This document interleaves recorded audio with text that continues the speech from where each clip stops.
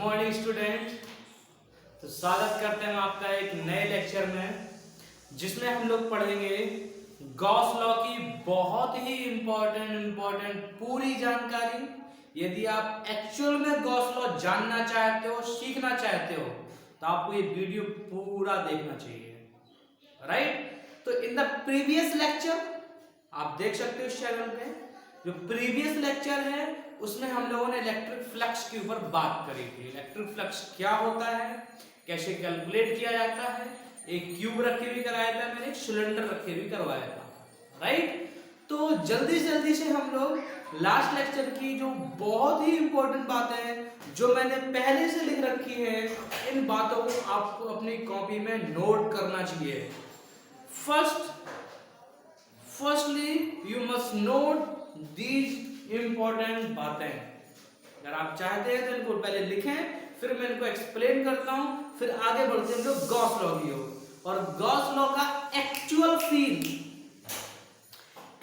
Feel दिया जाएगा आपको गॉस लॉ का। तो अगर एक्चुअल फील चाहते हो आप गॉस लॉ का, तो ये वीडियो 1 सेकंड का भी मिस नहीं होना चाहिए। लास्ट तक देखोगे तो गारंटेड आपको पूरा का पूरा गॉस लॉ क्लियर हो जाएगा। कैसा भी क्वेश्चन आए आप फटाक से लगा दोगे, ठीक है ना। ओके, चल देखिए, the value of flux is 0 in the following cases. Flux का वैल्यू 0 इन केसेस में होगा। हम लोगों ने बेटा देखा, जल्दी से देख लो, हम लोगों ने देखा था कि फ्लक्स का फॉर्मूला होता है इलेक्ट्रिक फ्लक्स का E dot A, right. Last lecture देख के आओ तो आपको बहुत ही क्लियरली फील आएगा, बट मैं जल्दी से एक बार रिवाइज करा देता हूं। देखिए, इसी को हम लोग लिख सकते हैं ई ए कॉस थीटा। ध्यान रखना बच्चों, इसमें जो थीटा एंगल है ना, ये एंगल सरफेस के साथ नहीं है इलेक्ट्रिक फील्ड का। This angle electric field vector और एरिया वेक्टर के बीच में है। दिस एंगल इलेक्ट्रिक फील्ड और एरिया वेक्टर के बीच में है, राइट। अच्छा, ठीक है। एरिया वेक्टर कैसे सिखाया था मैंने? एरिया वेक्टर का डायरेक्शन कैसे सिखाया था? सपोज दैट ये प्लेन है, मैंने इस पे नॉर्मल डाल दी। This is the direction of area vector. किसी भी सरफेस पे आप नॉर्मल डालोगे, आपको किसका डायरेक्शन मिलेगा? एरिया वेक्टर का, राइट। तो एंगल किस के बीच में लेना है आपको? एंगल लेना है इलेक्ट्रिक फील्ड और एरिया वेक्टर के बीच में, राइट। ओके, ठीक है। अच्छा, फॉर नॉन यूनिफॉर्म केसेस, मान लो इलेक्ट्रिक फील्ड नॉन यूनिफॉर्म हो, तो उसके लिए हम लोग क्या करेंगे? उसके लिए हम लोग इंटीग्रेशन वाला फॉर्मूला लगा देंगे, E डॉट ds। अब ये तो मैंने इसको बंद कर दिया है, ये क्लोज सरफेस के लिए होता है। किसके लिए होता है? क्लोज। अगर सरफेस क्लोज नहीं है तो सिंपल सा आप बोल सकते हो E डॉट ds, राइट। ये किसके लिए है? नॉन यूनिफॉर्म केसेस के लिए। किसके लिए है? नॉन यूनिफॉर्म केसेस के लिए, राइट। ये लास्ट लेक्चर की बहुत इंपॉर्टेंट बात है, और एक दो मैंने क्वेश्चन भी करे थे, आपको देखना चाहिए मेरा लास्ट लेक्चर। तो ये लेक्चर आपको बिल्कुल गजब का फील देगा। ओके स्टूडेंट, आ जाओ। इफ अ डाइपोल, यदि एक डाइपोल और मेनी डाइपोल्स, एक डाइपोल हो या बहुत सारे डाइपोल हो, अगर आपने वो क्लोज सरफेस के अंदर रख दिए हैं, अगर आपने क्लोज सरफेस बंद घेरे के अंदर रख दिए हैं इस टाइप से, मान लो ये dipole minus Q plus Q, एक ये डाइपोल है माइनस क्यू प्लस क्यू, ये मैंने इसको बंद कर दिया, ठीक है ना। ये मैंने इसको बंद कर दिया 2D सरफेसेस में, मैंने इसको बंद कर दिया। मान लो मैंने 3D में बंद कर दिया, तो टोटल फ्लक्स कितना होगा? 0। ये हम कौन सी कंडीशन डिस्कस कर रहे हैं? हम वो कंडीशन डिस्कस कर रहे हैं जिन केसेस में फ्लक्स आपका 0 हो जाएगा। आपको देखना भी नहीं, आपको सॉल्व भी नहीं करना है, देखना तो है, आपको सॉल्व नहीं कराना है, सीधा आंसर 0 आप मार सकते हो, ठीक, यदि आपको सारी बातें पता है। तो क्या देखा आपने? क्लोज सरफेस में यदि एक डाइपोल हो या बहुत सारे डाइपोल हो, यदि क्लोज सरफेस में रखे हैं तो फ्लक्स कितना आएगा? 0 आएगा। कितना आएगा बच्चों? 0 आएगा। अगले पॉइंट पे चलते हैं।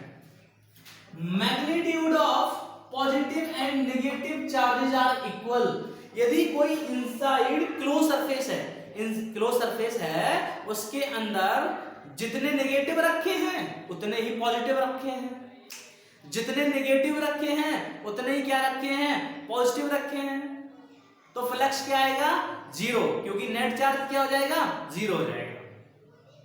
अरे क्यों आएगा फ्लक्स जीरो, थोड़ा फील ले लो बच्चों, जल्दी से फील ले लो, फील ले लो, फील ले लो। ओके, मान लो ये क्लोज सरफेस है, इसमें माइनस क्यू रखा है, ये प्लस क्यू रखा है, ठीक है, ये मैंने क्लोज कर दिया, तो माइनस क्यू से जितनी लाइंस अंदर आएंगी, माइनस क्यू से जितनी लाइंस अंदर आएंगी, प्लस वाले से उतनी ही लाइंस बाहर भी तो जाएंगी, तो जितनी लाइन अंदर आ रही है इंटरसेक्ट नहीं करेंगी, जितनी लाइंस अंदर आ रही हैं उतनी लाइंस कहां निकलेंगी, बाहर निकलेंगी, तो बताओ फ्लक्स कितना आएगा, जीरो, क्योंकि फ्लक्स है क्या, फ्लक्स है क्या, number of electric field lines passing through area, count of lines passing through area is known as flux, तो जितनी लाइन अंदर आई उतनी लाइन बाहर निकल गई, तो टोटल फ्लक्स जीरो हो गया, राइट बच्चों, ठीक है।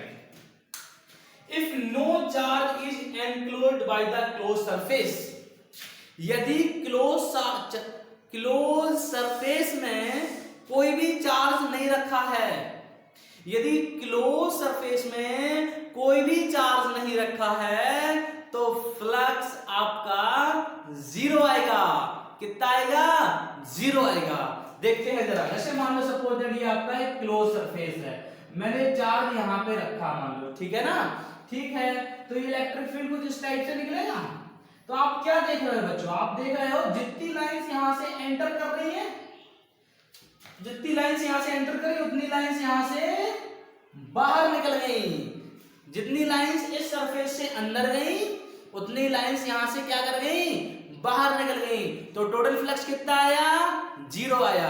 चलो एक थोड़ा मैथमेटिकल फील और ले लो, इसका ये एंगल बना, राइट, और इसके लिए आपका 90 डिग्री का डालना पड़ेगा हम लोग को, ये बना, आप देख रहे हो ये मोर देन 90 है, देख रहे हो ये आपका मोर देन 90 है, तो इसकी वजह से फ्लक्स कैसा आएगा, नेगेटिव, और ये लेस देन 90 इसकी वजह से फ्लक्स कैसा आएगा, पॉजिटिव, टोटल फ्लक्स क्या हो जाएगा, जीरो हो जाएगा। और फ्लक्स एक वेक्टर क्वांटिटी, आप इसको डायरेक्टली ऐड कर सकते हो और सब्ट्रैक्ट कर सकते हो, ठीक है ना, ओके। हाँ, ये मैंने आपको बता दिया है, कोई चार्ज ही नहीं है इसके अंदर, कोई चार्ज नहीं है, बाहर रखा था चार्ज, फ्लक्स कितना आ गया, जीरो, तो क्लोज सरफेस के अंदर कोई चार्ज नहीं है ना, ओके। अब मान लो क्लोज सरफेस के अंदर चार्ज होता, तो लाइंस तो केवल बाहर ही तो निकल रही हैं, अंदर एंटर थोड़ी ना हो रही है, उस ओरिजिनेट कर रही है,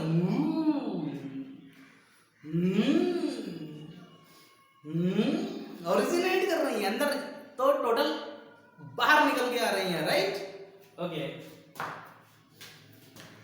अगर इनकमिंग फ्लक्स और आउटगोइंग फ्लक्स इक्वल हो, इनकमिंग फ्लक्स और आउटगोइंग फ्लक्स इक्वल हो, तो फ्लक्स कितना होगा, जीरो होगा, कितना होगा, फ्लक्स जीरो होगा, राइट, ओके। अब मैं एक नेक्स्ट सिचुएशन आपको देता हूं, देखो जरा, ये एक सिलेंडर है जिसका रेडियस कितना है, आर, एक सिलेंडर जिसका रेडियस कितना है, आर, मैंने uniform electric field E setup किया, मैंने uniform electric field E setup कर दिया, राइट, तो चलो देखो, इस सरफेस पे जब वो टकराएगा तो इसका सरफेस ds एरिया वेक्टर ये हुआ, देखो इस सरफेस का एरिया वेक्टर ये होगा बच्चों, ds सरफेस का होगा कि नहीं होगा, ठीक है। इलेक्ट्रिक फील्ड का डायरेक्शन ये रहा, तो दोनों का एंगल कितना बना, 180 डिग्री बना। अब जल्दी से लगाओ E डॉट ds, E को बाहर ले लो क्योंकि जो इलेक्ट्रिक फील्ड है वो यूनिफॉर्म है, ठीक है ना। अच्छा ds मतलब क्या, इस सरफेस का पूरा एरिया, इस सरफेस का बताओ एरिया कितना होगा, पाई आर स्क्वायर, कितना होगा, पाई आर स्क्वायर।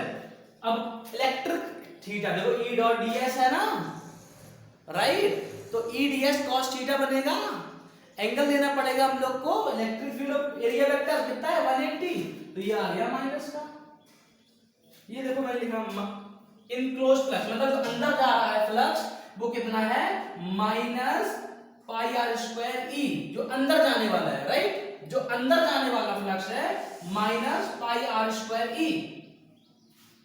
क्लियर? फिर इस सरफेस की बात करो, जैसे इस सरफेस की बात करो तो इस सरफेस में this is the direction of area vector और this is the direction of electric field. बताओ एंगल कितना बन रहा है? 0 बन रहा है। जिस डायरेक्शन में एरिया वेक्टर उसी डायरेक्शन में इलेक्ट्रिक फील्ड। एंगल कितना बना? 0 बना। एंगल कितना बना? 0। यदि एंगल 0 बना है फिर ये क्या होगी? ई डॉट ds, ई बाहर ले लोगे, ई ds cos थीटा cos 0 1 हो गया, प्लस का आ जाएगा। तो इन अंदर कितना आया? माइनस पाई आर स्क्वायर ई, बाहर कितना गया? प्लस का पाई आर स्क्वायर ई, टोटल कितना हुआ? 0। अब आप सोच रहे होगे सर क्या इस फ्लक्स से, इस वाली सरफेस से, इस कर्व सरफेस से क्या फ्लक्स पास नहीं होगा? आंसर है नहीं होगा। क्यों नहीं होगा? देखो जरा, मान लो आपने छोटा सा ds लिया तो this is the direction of ds, ऊपर की डायरेक्शन नॉर्मल डालोगे यार सिलेंडर पे, ठीक है ना? तो ये ds डायरेक्शन हुआ, ये किसका डायरेक्शन हुआ? इलेक्ट्रिक फील्ड का। बताओ कितना एंगल बना? 90। और cos 90 कितना होता है? 0 होता है। cos 90 कितना होता है? 0। इस सरफेस से कोई भी फ्लक्स पास नहीं करेगा। आई थिंक आपको ये कांसेप्ट बहुत ही क्लियरली समझ में आ गया होगा। फ्लक्स किन किन केसेस में 0 होगा। बच्चों ये बात दिमाग में रखना, ये बहुत इंपॉर्टेंट बातें हैं गॉस लॉ से रिलेटेड, फ्लक्स से रिलेटेड। अभी हम लोग आगे पढ़ने वाले हैं गॉस लॉ। ओके, चलो तो हम लोग स्टार्ट करते हैं गॉस लॉ।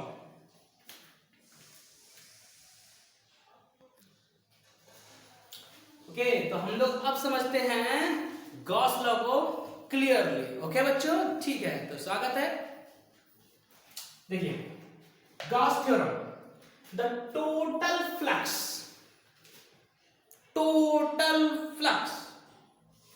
ठीक है ना? Yes, linked with a close surface. ये क्लोज सरफेस 3D क्यूब हो सकता है, क्यूबॉइड हो सकता है, स्फीयर हो सकता है, कुछ भी बंद होना चाहिए। ध्यान सुनना, गॉस थ्योरम क्लोज सरफेस पे काम करने वाला है। ओके, ठीक। और वो सरफेस 3D होना बहुत आवश्यक है बच्चों।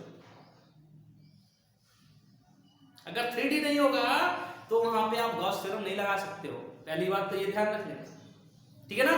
Okay, the total flux linked with a close surface is 1 upon epsilon naught times the charge enclosed by the closed surface।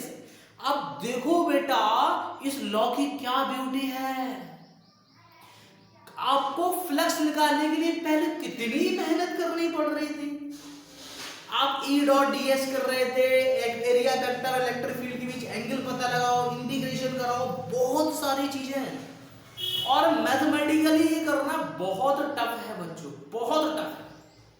कैसे टफ है? जरा एक फील लो। मान लो क्यूबॉइड है जिसके सेंटर में 4 रख दिया मैंने प्लस क्यू, ठीक है? तो अगर इस सरफेस से मैं फ्लक्स आपसे पूछूं कितना पास हो रहा है तो बताओ क्या इस टाइप से इलेक्ट्रिक फील्ड बनेगा? अब बताओ एवरी एरिया वेक्टर और इलेक्ट्रिक फील्ड के बीच एंगल वेरी कर रहा है कि नहीं कर रहा? हर एवरी इलेक्ट्रिक फील्ड लाइन और एरिया वेक्टर क्या डिफरेंट एंगल नहीं बना रहा है? बताओ, सोचो, डिफरेंट एंगल बन रहा है ना? अगर ये एंगल डिफरेंट बन रहा है तो छोटा सा फ्लक्स आप निकालोगे E डॉट ds के द्वारा, E ds cos थीटा करोगे तो कितना टफ प्रोसेस हो जाएगा। अब भैया गॉस सर ने, महानतम सर ने क्या बोल दिया? उन्होंने बोल दिया ये सब करो ही मत यार, क्यों इसके चक्कर में पड़े हो। उन्होंने कहा अगर ये क्लोज सरफेस है, चेक करो चेक करो चेक करो चेक करो, क्लोज सरफेस है? बोले हाँ है सर, है सर, है। तो बोले चार्ज कितना है? बोले क्यू है। बोले इसका 1 upon epsilon not, this is the flux. Yes, epsilon not की वैल्यू आपको पता है बच्चों, 8.85 into 10 की पावर -12। क्यों? जो भी ऐसे 1 coulomb, 2 coulomb, 10 coulomb, 5 coulomb, 4 coulomb जो भी दिया जाए, टोटल फ्लक्स आपने पास कर लिया, है ना?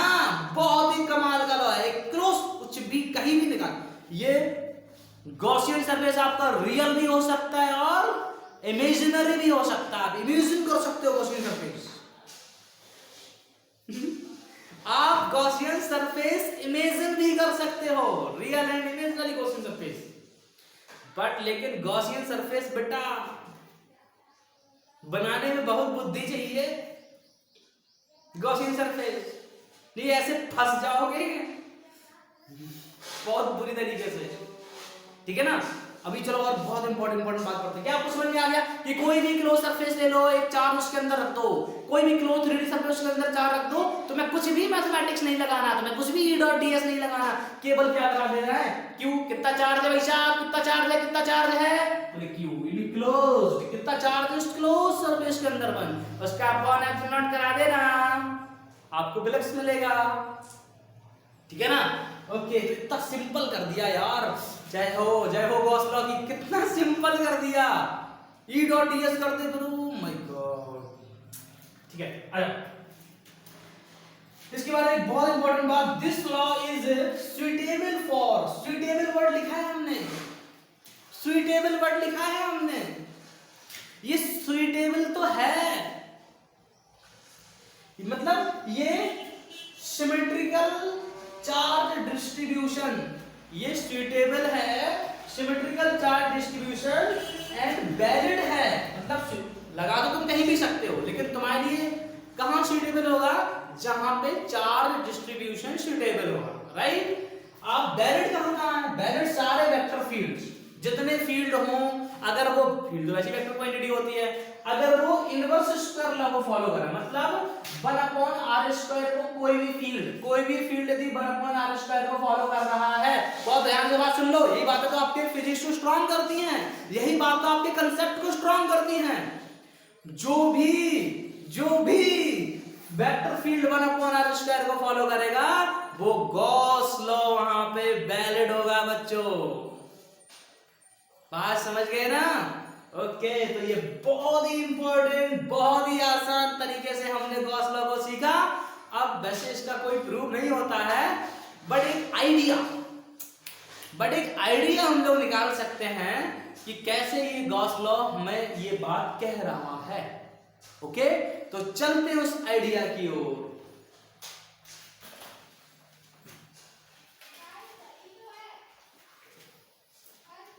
आइए बच्चों, आपका स्वागत है उस आइडिया की ओर चलने के लिए, जहां पे हम लोग सीखेंगे कि कैसे ये कूलॉम्स लॉ से रिलेटेड है, कैसे ये कूलॉम्स लॉ को फॉलो कर रहा है बच्चों, इन तक नहीं है ज्यादा। देखिए मान लो बच्चों कि प्लस क्यू चार्ज है और हमने एक इसको स्फीयर के अंदर बंद कर दिया है। कहां बंद कर दिया, स्फीयर,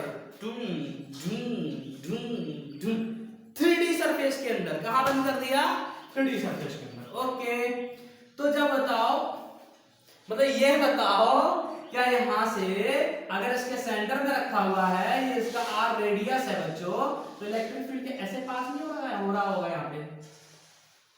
यहां की बात करोगे इलेक्ट्रिक फील्ड ऐसे पास नहीं हो रहा होगा, यहाँ की बात हम लोग करेंगे इलेक्ट्रिक फील्ड ऐसे पास नहीं हो रहा होगा, अगर हम लोग यहाँ की बात करें इलेक्ट्रिक फील्ड इस टाइप से पास नहीं हो रहा होगा, और हम लोग यहाँ की बात करेंगे इलेक्ट्रिक फील्ड ऐसे पास हो रहा होगा।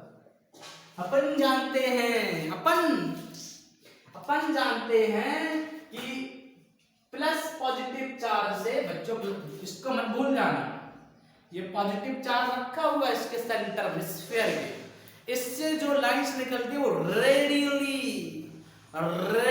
आउटवर्ड निकलती हैं। कैसी निकलती हैं, रेडियली आउटवर्ड, राइट। ओके चलो इसका फ्लैश कैलकुलेट कराएं।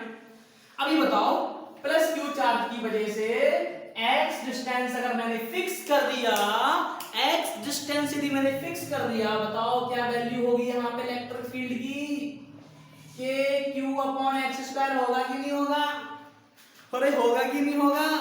तो यहाँ पे अगर ये स्क्वायर है तो सबका रेडियस सेम है, रेडियस इक्वल है ना, तो बताओ यहाँ पे इलेक्ट्रिक फील्ड, यहाँ पे इलेक्ट्रिक फील्ड, यहाँ पे इलेक्ट्रिक फील्ड, यहाँ पे इलेक्ट्रिक फील्ड सेम होगा कि नहीं होगा, आंसर है होगा, क्योंकि k q न k बदल रहा है, q बदल रहा, x बदल रहा है, r यहाँ पे सेम है सब जगह, तो इलेक्ट्रिक फील्ड कैसा होगा, सेम होगा। बोलो होगा कि नहीं होगा, बोलो होगा कि नहीं होगा, आंसर है होगा, ठीक है। अब यहाँ देखेगा, ये मान लो छोटा सा ds एरिया वेक्टर हुआ और ये डायरेक्शन किसकी हुई बच्चों, ये डायरेक्शन हुई इलेक्ट्रिक फील्ड की। बता दे थीटा जल्दी कितनी, थीटा एंगल किस किस के बीच में लिया जाता है, एरिया वेक्टर और इलेक्ट्रिक फील्ड। तो यहाँ पे बताओ बच्चों एंगल कितना बन रहा है, 0। यहाँ पे भी देखो, this is the direction of area electric field, this is the direction of area vector, angle बोलो थीटा इज इक्वल टू 0। क्या हार देगा, यही केस होगा एवरी सिचुएशन में, नॉट एवरी प्लेस पर स्फीयर में सरफेस पे क्या सेम केस बनेगा, आंसर है राइट। अच्छा छोटा सा एरिया, कितना सा एरिया, छोटा सा एरिया, तो बताओ इसके लिए फ्लक्स जो आएगा हमारा जो फ्लक्स आएगा कि अब E डॉट ds का क्लोज है तो ले सकते हैं हम लोग, इंटीग्रेशन होगा कि नहीं होगा, निश्चय होगा। तो flux is equal to E dot ds को close integration E ds cos theta लिख सकते हो बच्चों, आंसर है बिल्कुल लिख सकते हो, है ना। अच्छा अब flux is equal to E, electric field तो कांस्टेंट है ना, इलेक्ट्रिक फील्ड तो कांस्टेंट है ना, इलेक्ट्रिक फील्ड को बाहर निकाल लो। इलेक्ट्रिक फील्ड को मैंने वैसे ही बाहर निकाला और यहाँ पे एंगल कितना है, एंगल भी रख दो, एंगल है 0, एंगल कितना है बच्चों, 0 है, E ds cos 0, theta equal to 0। अच्छा तो cos 0 क्या हो गया, 1 हो गया, ds का टोटल इंटीग्रेशन बोलो क्या होगा, इलेक्ट्रिक फील्ड होगा, इस जगह पे इलेक्ट्रिक फील्ड कितना होगा, कांस्टेंट है ना, कितना होगा 1/4 पाई एप्सिलॉन नॉट, यही यार के की वैल्यू रख दी मैंने, q upon r square, right. अब ds छोटा सा एरिया, छोटा सा एरिया, छोटा सा एरिया, छोटा सा एरिया, छोटा सा एरिया, पूरा बड़ा एरिया हो जाएगा ना, और एक स्क्वायर का एरिया कितना होता है 4 पाई r स्क्वायर, तो यहाँ पे हो गया 4 पाई r स्क्वायर, स्क्वायर से r स्क्वायर कैंसिल, 4 पाई से 4 पाई कैंसिल, तो फ्लक्स इज इक्वल टू बोलो कितना आया, q अपॉन एप्सिलॉन नॉट। अब ये q कहां बंद है, इनक्लोज सरफेस के अंदर, q enclose upon epsilon not, q enclose upon epsilon not, देखिए राइट। तो जितना चार्ज बंद उतने फ्लक्स पास हो रहा है, हम लोगों ने इससे थोड़ा सा लॉजिकल आइडिया लिया कि कैसे गॉस थ्योरम वर्क कर रहा है, राइट। अच्छा एक यहां भी इंपॉर्टेंट बात तुम्हें दिख रही है,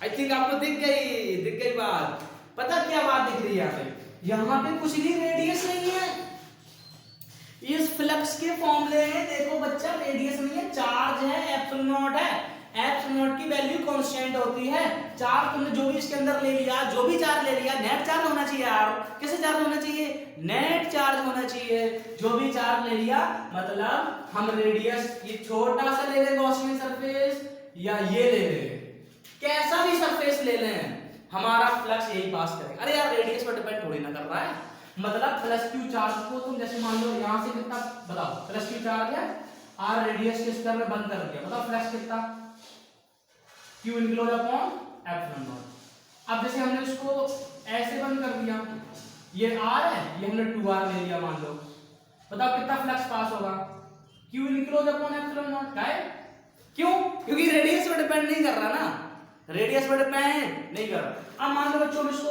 ऐसे ले लेते, मतलब ऐसे ले लो,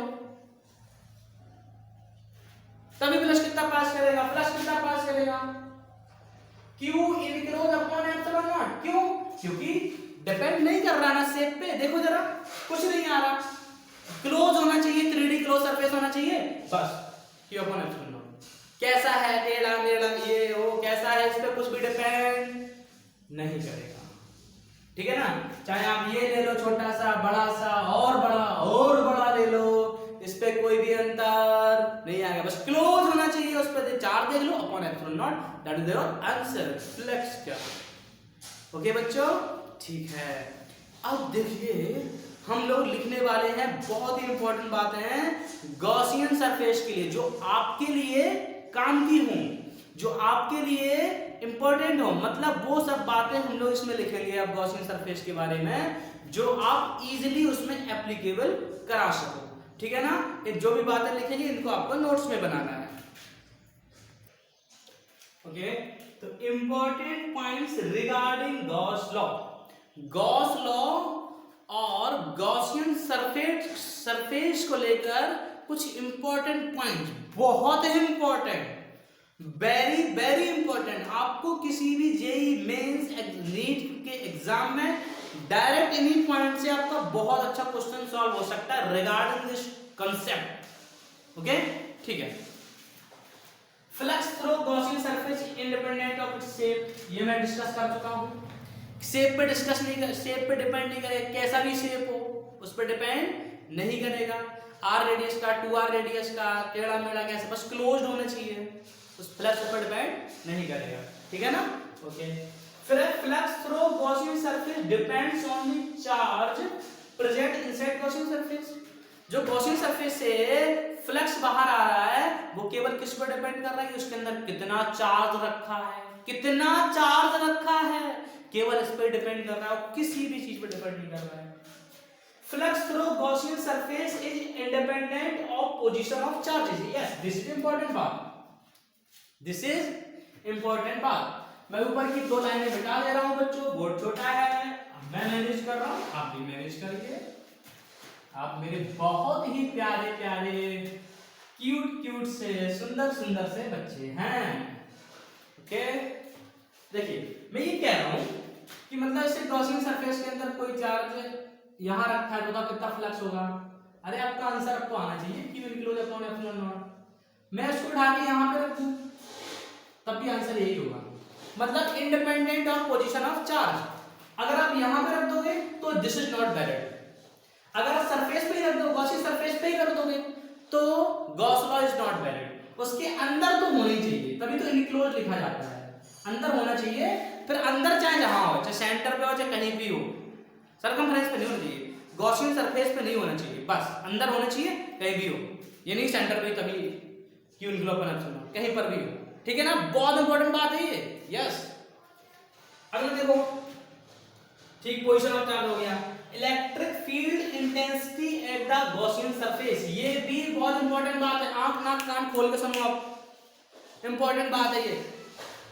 electric field intensity at the Gaussian surface is due to all the charges present inside as well as outside. समझो बात, सुनना बहुत ध्यान से, बता रहा हूं, फटा हो गया नहीं, सॉरी, Q1 Q2, ये मान लो आपका Q1 है, ये आपका Q2 है और ये आपका Q3 है। ये क्लोज्ड गॉसियन सरफेस है, ये क्लोज्ड क्या है, गॉसियन सरफेस, ठीक है। ओके, और ये चार्ज बाहर रखा है प्लस का Q3। अरे कुछ नहीं, नेगेटिव पॉजिटिव कुछ भी ले लो, मैं समझा रहा हूं, बहुत ध्यान सुनना। सुनो, अगर यहां से पूछा है अगर ये क्लोज 3D सरफेस है, गॉसियन सरफेस है, बताओ कितना फ्लक्स पास होगा, तो आपका आंसर होगा सर जी फ्लक्स पास होगा Q1 प्लस Q2, क्योंकि टोटल चार्ज होगा है अंदर, total charge, total net charge, तो दोनों प्लस ऐड हो गए, माइनस होकर सब्ट्रैक्ट हो जाता है अपॉन एप्सिलॉन, राइट। क्या बताओ फ्लक्स को तुम ऐसे लिख सकते हो, E dot ds equal to Q1 plus Q2 plus epsilon naught, ये आप आ जाएंगे। ओके, तो Q1 plus Q2 upon epsilon होगा, इसको हमने E डॉट ds लिख दिया। अच्छा बताओ, जो ये इलेक्ट्रिक फील्ड है, जो ये इलेक्ट्रिक फील्ड है, ये किस चार्ज की वजह से है, इसकी या इसकी, तो आंसर है ये तीनों चार्ज की वजह से है। फ्लक्स भले ही यहाँ पे 2 चार्ज अंदर कितने चार्ज रखे, इससे ही मतलब है तुम्हें, Q इनक्लोज में flux is equal to Q enclose upon epsilon naught. Flux में भले ही जो चार्ज अंदर कितने, इससे मतलब है, लेकिन फ्लक्स में जो electric field E dot ds होता है, जो इलेक्ट्रिक फील्ड है, ये इलेक्ट्रिक फील्ड कैसा इलेक्ट्रिक फील्ड है, नेट इलेक्ट्रिक फील्ड। किस की वजह से, किस की वजह से बच्चों, इसकी वजह से ये रहा, इसकी वजह से ये रहा और इसकी वजह से ये रहा, तीनों इलेक्ट्रिक फील्ड का नेट, तीनों चार्जेस की वजह से, चाहे वो अंदर है गॉसियन सरफेस के या बाहर है, उसकी वजह से नेट इलेक्ट्रिक फील्ड यहां पे रोल प्ले कर रहा है। इंपॉर्टेंट है बहुत, सुन ध्यान से। Electric field intensity at the Gaussian surface is due to all the charges present inside as well as outside. Clear हुआ बच्चों? अंदर चार्ज है, बाहर है इलेक्ट्रिक फील्ड रिजल्टेंट है। गॉसियन सरफेस इलेक्ट्रिक फील्ड कैसा है? Resultant, net. ओके बच्चों? ओके मेरे प्यारे बच्चों? ठीक है, मैं कुछ और इंपॉर्टेंट बातें आपको लिखता हूँ, फिर उनको एक्सप्लेन करता हूँ। ये लेक्चर आपका बहुत ही important medical level, NEET level, JEE Mains level तक का हो रहा है। आप इससे बाहर क्या पूछेगा बॉस से, पूरा सिखाएंगे। अगले लेक्चर में पढ़ाऊंगा मैं आपको एप्लीकेशन ऑफ गॉस लॉ, ठीक है ना? कुछ भी बाहर नहीं जाएगा, सब इसी के अंदर आएगा।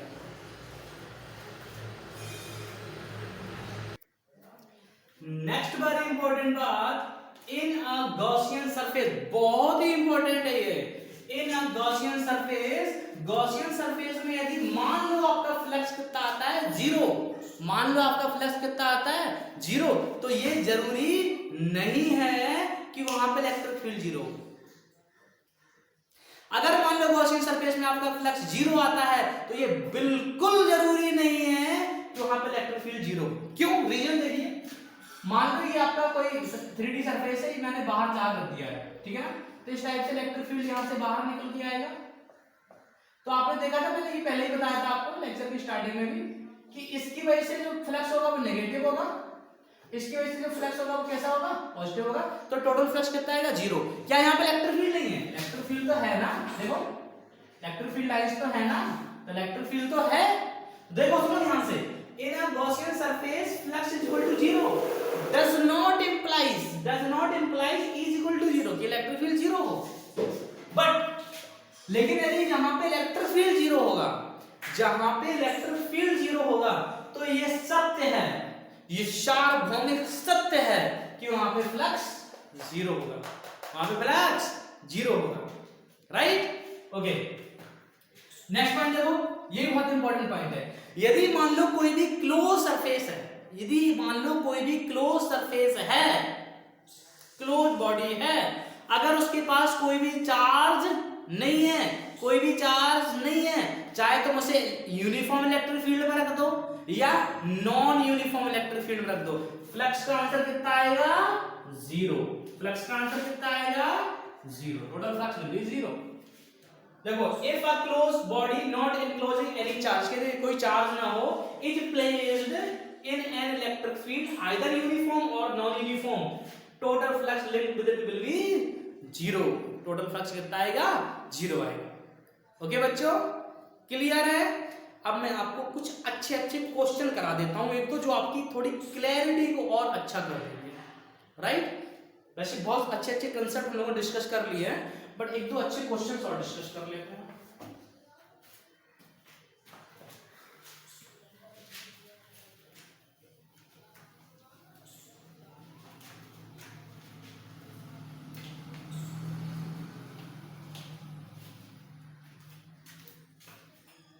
जैसे क्वेश्चन नंबर 1, मान लो आपका एक सेमी सिलेंडर है, सेमी सिलेंडर ये, और मैंने यहां पे एक +q चार्ज को रख दिया, ठीक, जिसकी लेंथ है, मान लो ये इसकी क्या है? रेडियस r है, ठीक, ये इसका लेंथ है मान लो l/2। कितना लेंथ है?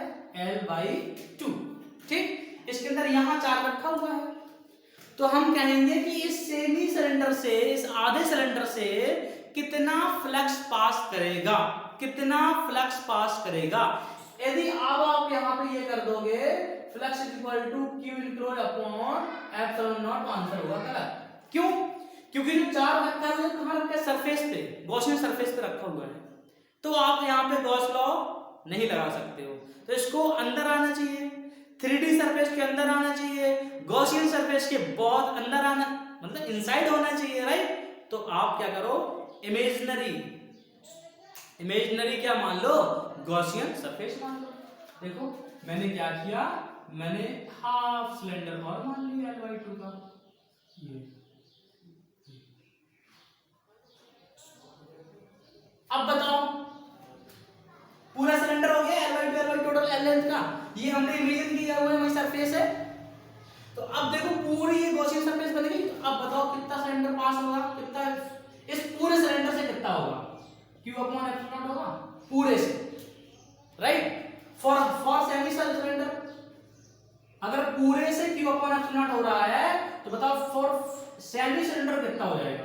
तो flux equal to Q by epsilon naught 1/2, आधा हो जाएगा, राइट। लेकिन आधा कब? जब ये पूरे सिलेंडर के सेंटर पे आएगा।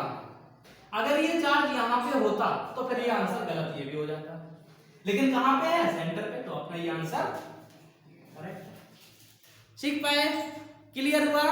एक क्वेश्चन और जल्दी डिस्कस कर लेते हैं, वीडियो बहुत लेंथी बन रहा है। एक क्वेश्चन डिस्कस करते हैं और आई थिंक आपकी सारी क्लियरिटी क्लियर हो गई। इसके बाद हम लोग आएंगे एप्लीकेशन ऑफ गॉस लॉ की। इस पे आएंगे एप्लीकेशन ऑफ गॉस लॉ। देखिए जरा क्वेश्चन नंबर 2, मान लो ये आपका सेमी स्फीयर है, आपका सेमी स्फीयर है और यहां पे सेंटर रखा है प्लस चार्ज, इस टाइप से इलेक्ट्रिक फील्ड से पास करेगा, इस टाइप से इलेक्ट्रिक फील्ड पास कर रहा होगा। तो हमने आपसे पूछा बताओ कितना फ्लक्स पास कर रहा है, राइट। वैसे अपन को इलेक्ट्रिक फील्ड से कोई लेना देना नहीं है, कितना फ्लक्स पास कर रहा है तो कुछ नहीं करना है, इमेजिनरी हाफ सेमी सर्कल और ले लो, इमेजिनरी हाफ सेमी सर्कल और ले लो। ये था इनका दिया हुआ क्वेश्चन का, यहां पे रखा है सेंटर में, ये हाफ और ले लो, राइट। तो पूरा स्क्वायर बन गया, तो पूरे स्क्वायर से बताओ कितना पास हो रहा?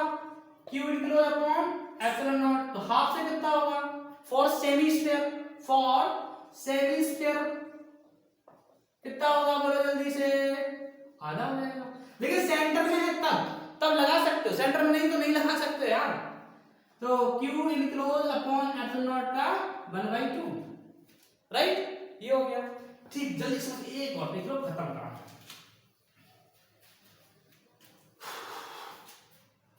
मान लो कोई कोण है, कोण के इस एंगल यहां पे मैंने कोई प्लस Q चार रख दिया है, राइट। ये इसकी स्लाइड हाइट है, ये इसका रेडियस है, राइट, और ये इसका एंगल थीटा है। तो बताओ कितना पास होगा यहाँ पे चार रखने पर, कितना फ्लक्स पास होगा? तो फ्लक्स का फॉर्मूला होगा Q बाई 1/2 की epsilon not 1 minus cos theta, और एंगल यहाँ पे कौन सा लेना है? ये एंगल, ये सेमी वर्टेक्स। क्लियर हुआ ना? तो आप कोई भी फ्लक्स फाइंड करा सकते हो, और ये बहुत ही इंपॉर्टेंट कंसेप्ट को डिस्कस किए, और नेक्स्ट लेक्चर पढ़ेंगे हम लोग Gauss law. Thank you very much बच्चों, मेरे प्यारे बच्चों, थैंक यू वेरी मच।